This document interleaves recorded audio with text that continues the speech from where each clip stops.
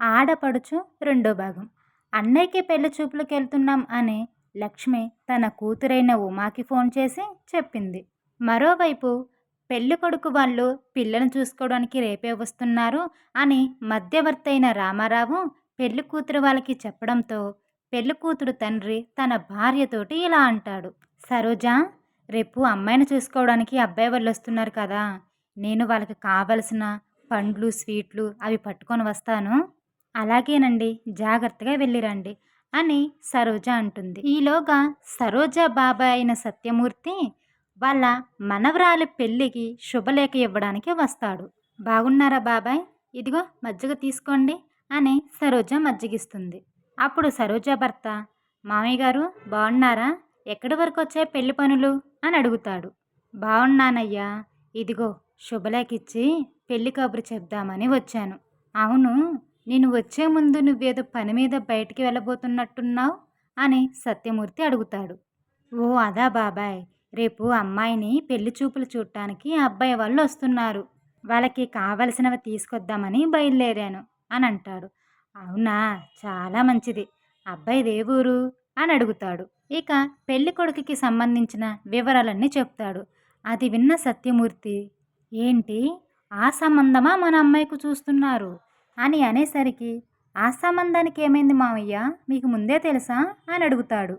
ఆ సంబంధం గురించి నాకు తెలియకపోవడం ఏంటయ్యా, కొన్ని రోజుల క్రితమే ఆ సంబంధమే నా మనవరాలికి వచ్చింది, కానీ వీళ్ళ గురించి తెలిసే నేను వద్దని చెప్పాను అని అంటాడు. అప్పుడు సరోజ, ఏమిటి బాబాయ్ మీరనేది, వీళ్ళ గురించి మీకు ముందే తెలుసా అని అంటుంది. నాకు తెలియకపోవడం ఏంటమ్మా, పెళ్లి కొడుకు నాయనమ్మ వాళ్ళది మా పక్క ఊరే. పెళ్ళికొడుకు అమ్మ లక్ష్మి ఉంది కదా, ఆమె కాస్త గయ్యాలి. వాళ్ళ అత్తమామల్ని ఎప్పుడు సరిగ్గా చూసేదే కాదు. ఇక ఆమె భర్త అంటావా, ఎప్పుడు పెళ్ళం మాటలే వింటూ తల్లిదండ్రులను వదిలేసి ఉద్యోగం పేరుతో వేరే కాపురానికి ఆ ఊరు వదిలిపెట్టి వెళ్ళిపోయారు. అంతేకాదు, వాళ్ళకి ఒక కూతురు కూడా ఉంది. ఆ లక్ష్మయ్యకి కొడుకు కంటే కూడా ఆ కూతురి మీదే ప్రేమ ఎక్కువ. ఎంతసేపటికి కూతురికి దోచిపెట్టాలనే చూస్తారు. అబ్బాయి మంచోడే కావచ్చు, కానీ పెళ్ళైన తర్వాత మన అమ్మాయి కాపురం ఎట్టా ఉంటుందో చూడాలిగా, అందుకే అన్నీ ఆలోచించి ముందుకెళ్తేనే మంచిది అని అంటాడు సత్యమూర్తి. అప్పుడు సరోజ, అవును బాబాయ్, మీరు సమయానికి వచ్చి చాలా మంచి పని చేశారు, లేదంటే పోయి అలాంటి వాళ్ళకి నా కూతుర్నిస్తే చాలా బాధపడేవాళ్ళం. అప్పుడు సత్యమూర్తి, నేను చెప్పానని కాదు గానమ్మా, ఒకసారి మీరు బయట కూడా అడిగి చూడండి అని అంటాడు. అప్పుడు సరోజ, బాబాయ్ మీరు ఎప్పుడూ మా మంచి కోరేవాళ్ళు, మీరు ఇంతలా చెప్పాక కూడా మేము ఆ సంబంధం ఎలా చేస్తాం చెప్పండి. సరేనయ్యా మరి, సరే అమ్మ సరోజ, నేను వెళ్ళొస్తాను. మీరందరూ తప్పకుండా పెళ్ళికి రావాలి. అమ్మాయి పెళ్లి విషయంలో కాస్త జాగ్రత్తగా ఉండండి అని చెప్పి సత్యమూర్తి అక్కడి నుంచే వెళ్ళిపోతాడు. అప్పుడు సరోజ ఆమె భర్తతోటి ఇలా అంటుంది, ఏవండి, మన అమ్మాయి అదృష్టం బాగుంది కాబట్టి వాళ్ళు ఎలాంటోళ్ళో పెళ్ళికి ముందే మనకి తెలిసింది.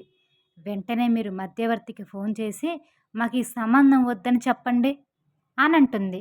ఇక వెంటనే అతను మధ్యవర్తి అయిన రామారావుకి ఫోన్ చేసి, ఏమనుకోకండి రామారావు గారు, మా అమ్మాయి ఇంకా చదువుకుంటానంటుంది, ఇప్పుడే పెళ్ళొద్దంటుంది, అందుకని పెళ్లి కొడుకు వాళ్ళని రేపు రావద్దని చెప్పండి అని ఏదో సాకు చెప్పి వెంటనే ఫోన్ కట్ చేస్తాడు.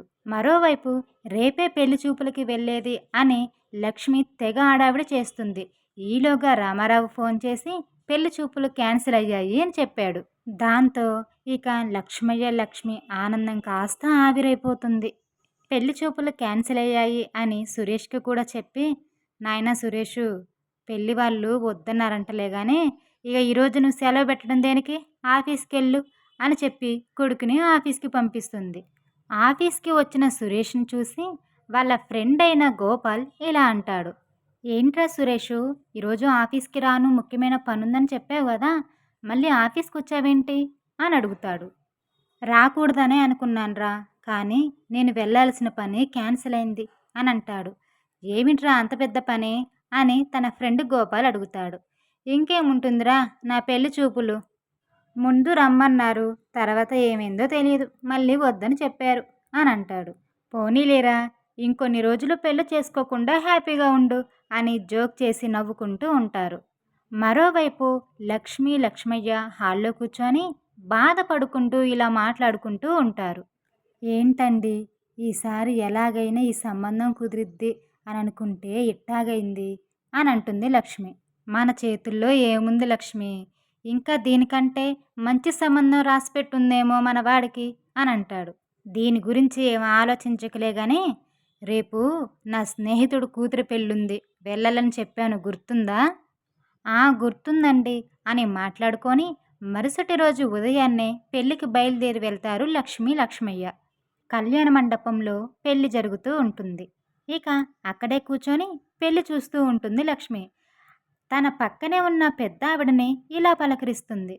నమస్కారం పిన్నిగారు, మీ పేరేమిటండి? ఎవరి తరపునొచ్చారు మీరు అని అడుగుతుంది. ఇక పక్కనే ఉన్న పెద్దావిడ, నా పేరు మంగమ్మండి, నేను పెళ్లి కొడుకు తరపున వచ్చాను. అవును, మిమ్మల్ని ఎప్పుడూ చూసినట్టు లేదు, మీరెవరి తరపునొచ్చారు అని అడుగుతుంది. పిన్నిగారు, నేను పెళ్లి కూతురు తరపున వచ్చాను. పెళ్లి కూతురు తండ్రి మా వారు, ఇద్దరు స్నేహితులు. అంతేకాదు వాళ్ళు మాకు దూరపు బంధువులు కూడా అవుతారు అని అంటుంది లక్ష్మి. అప్పుడు మంగమ్మ, అవునా, అయితే ఇక నుంచి మీరు కూడా మాకు బంధువులే అవుతారు. ఇంతకీ మీకు పిల్లలు ఎంతమంది అని అడుగుతుంది మంగమ్మ. ఒక అమ్మాయి, ఒక అబ్బాయి పిన్నిగారు. 1 సంవత్సరం క్రితమే అమ్మాయికి పెళ్లి చేశాం. ఈ మధ్యనే అబ్బాయికి కూడా సంబంధాలు చూస్తున్నాము. అప్పుడు మంగమ్మ, అవునా, ఏమైనా సంబంధం కుదిరిందా అమ్మా అని అడుగుతుంది. ఇంకా లేదండి పిన్నిగారు, మాకే వచ్చిన సంబంధాలు ఇంతవరకు ఏదీ నచ్చలేదు. మంచి సంబంధం కోసమే ఎదురు చూస్తున్నాం. పోనీ మీకు తెలిసిన ఏదైనా మంచి సంబంధం ఉంటే చెప్పండి. అబ్బాయికి మంచి గవర్నమెంట్ జాబ్ ఉంది, అమ్మాయికేమో ఇవ్వాల్సిన కట్నం అంతా ఇచ్చేశాం. ఇంకా మా కూతురికి పెట్టాల్సిన అవసరమేమీ లేదు.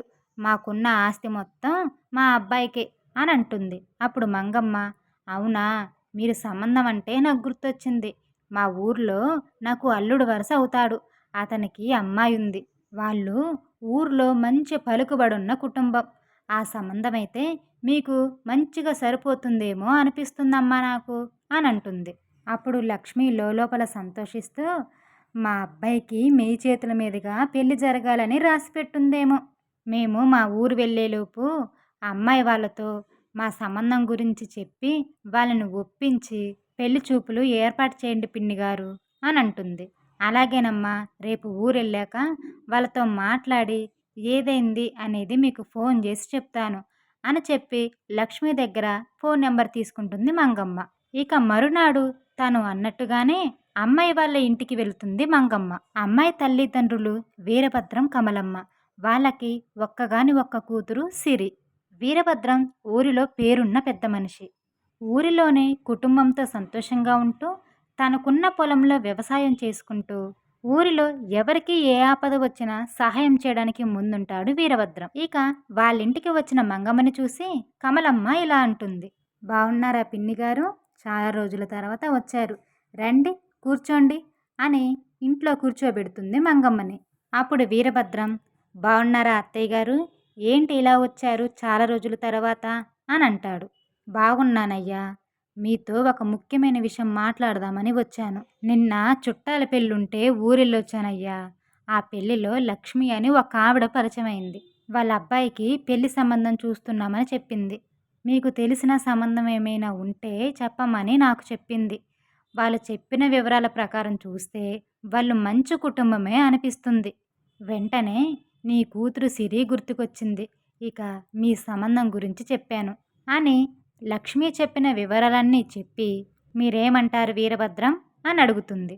అంటే అత్తయ్య, అమ్మాయికి మేమింకా పెళ్లి చేద్దామని అనుకోలేదు అని వీరభద్రం అనేసరికి, అదేంటయ్యా అలా అంటావు, ఆడపిల్లకి ఎప్పుడైనా పెళ్లి చేయాల్సిందే, ఈరోజు కాకపోయినా రేపైనా చెయ్యాల్సిందేగా. ఇప్పుడు మంచి సంబంధం వచ్చింది, వచ్చిన సంబంధాన్ని కాలదన్నుకుంటే ఎట్టా?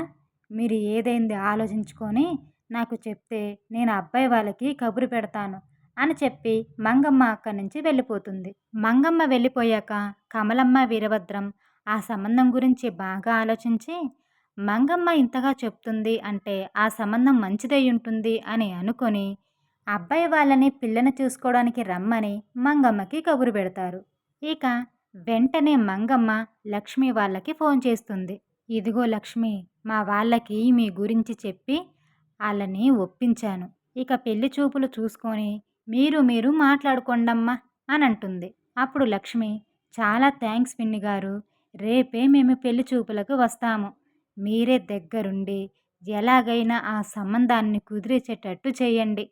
మీ చేతుల మీదుగానే ఆ సంబంధం కుదిరి మీరే పెళ్లి చేయాలి అని మంగమ్మని పొగుడుతుంది. ఇక అనుకున్నట్టుగానే మరునాడు ఉదయాన్నే పెళ్లి చూపులకు వస్తారు లక్ష్మి, లక్ష్మయ్య, సురేష్.